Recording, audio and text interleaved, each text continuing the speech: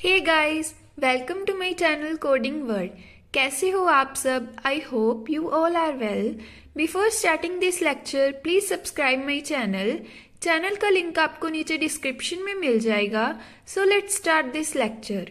सो आज हम करेंगे आइडेंटिफायर्स क्या होते हैं और प्रोग्राम का सिंटैक्स आपको बताऊंगी कि प्रोग्राम कैसे बनता है। सो स्टार्ट करते हैं।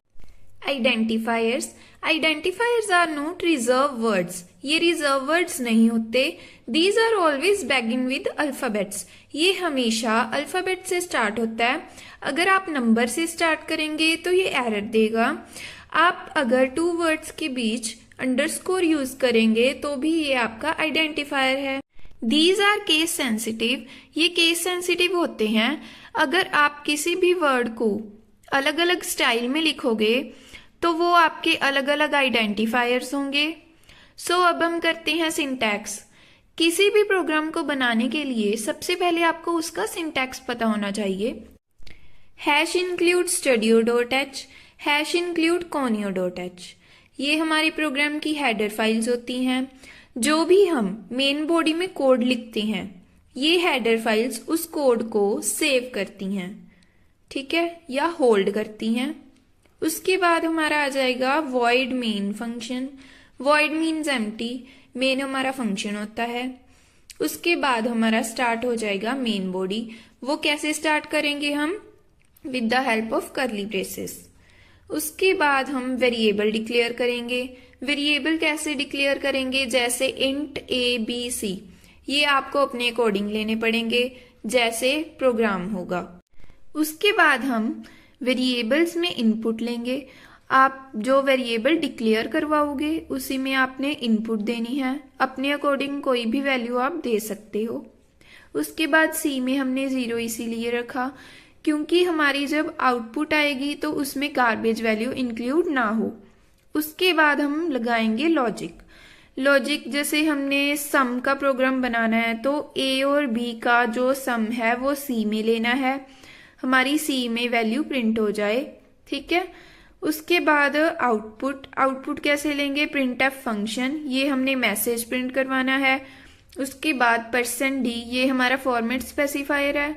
कल आपको प्रीवियस लेक्चर में भी बताया था कि ये हमारी डेटा टाइप होती है। हमने इंट डेटा टाइप का फॉर्मेट स्पेसिफायर क्या पढ़ा था? %d, तो हम %d लगा देंगे। उसके बाद C क्यों लगाया? क्योंकि C की वैल्यू हमने लेनी है, ठीक है, C में आउटपुट लेनी है। उसके बाद getch फंक्शन क्यों यूज करते हैं? जब हमारी आउटपुट आती है जिस स्क्रीन पे वो हमारी होल्ड हो जाए, ठीक है, तो हम getch फंक्शन लगाते हैं। उसके बाद मेन बॉडी खत्म। ये हमारे प्रोग्राम का एंड। सिंटैक्स आपको समझ आ गया। उसके बाद /n का यूज क्या होता है? अगर हमने सपोज करो टू मैसेज प्रिंट करवानी है कोई भी, ठीक है, आप printf फंक्शन में एक मैसेज प्रिंट करवाओगे, देन नेक्स्ट लाइन में printf फंक्शन में दूसरा मैसेज प्रिंट करवाओगे। जब आप उसे रन करोगे तो आप देखोगे कि वो एक ही लाइन में आएंगे आपके, ठीक है, आपके अलग अलग लाइन में नहीं आएंगे। तो उसे अलग लाइन में लाने के लिए जो दूसरा printf आपने दूसरा मैसेज प्रिंट करवाया उसके आगे आप /n का यूज करोगे, ठीक है। उसके बाद प्रॉपर प्रोग्राम देखिए कि ऐड का हम कैसे बनाएंगे। #include studio.h, #include conio.h, ये हमारी हेडर फाइल्स हैं। देन उसके बाद void main, ये हमारा फंक्शन हो गया। उसके बाद मेन बॉडी स्टार्ट करेंगे कर्ली ब्रेसेस से। देन उसके बाद इंट हमारी डेटा टाइप हो गई, उसके साथ हम वेरिएबल्स डिक्लेयर कर देंगे। उसके बाद हम वेरिएबल्स में इनपुट करवाएंगे वैल्यूज। आप कोई भी वैल्यूज इनपुट करवा सकते हैं। देन C में हमने 0 इसीलिए लिया है ताकि हमारी आउटपुट सही आए, ठीक है, हमारी आउटपुट में गार्बेज वैल्यू इंक्लूड ना हो। देन उसके बाद आ जाएगा क्लियर स्क्रीन फंक्शन। अब इसका क्या यूज होता है? सपोज करो आपने कोई 2 प्रोग्राम बनाए हैं, ठीक है। अगर आप दूसरे वाले प्रोग्राम में इस फंक्शन का यूज नहीं करते तो आपको उस प्रोग्राम में पहले वाले प्रोग्राम की आउटपुट साथ शो होगी। तो उस पहले वाले प्रोग्राम की आउटपुट को रिमूव करने के लिए हम क्लियर स्क्रीन फंक्शन यूज़ करेंगे ताकि हमारी सिर्फ सेकंड वाले प्रोग्राम की आउटपुट शो हो। मान लो जैसे इससे पहले मैंने टर्बो सी में आप प्रोग्रामिंग करना या आप कोड ब्लॉक्स में करना, ठीक है। अगर मैंने उसमें कोई प्रोग्राम बनाया है टर्बो सी में सपोज करो, ठीक है, और मैंने उसके बाद सेकंड प्रोग्राम बनाया, मैंने क्लियर स्क्रीन फंक्शन का यूज़ नहीं किया उसमें, तो मेरी सेकंड प्रोग्राम की आउटपुट कैसे शो होगी? पहले तो फर्स्ट प्रोग्राम की आउटपुट, देन उसके बाद सेकंड प्रोग्राम की आउटपुट शो होगी। तो उस फर्स्ट प्रोग्राम की आउटपुट को हटाने के लिए मैं क्लियर स्क्रीन फंक्शन का यूज़ करूँगी।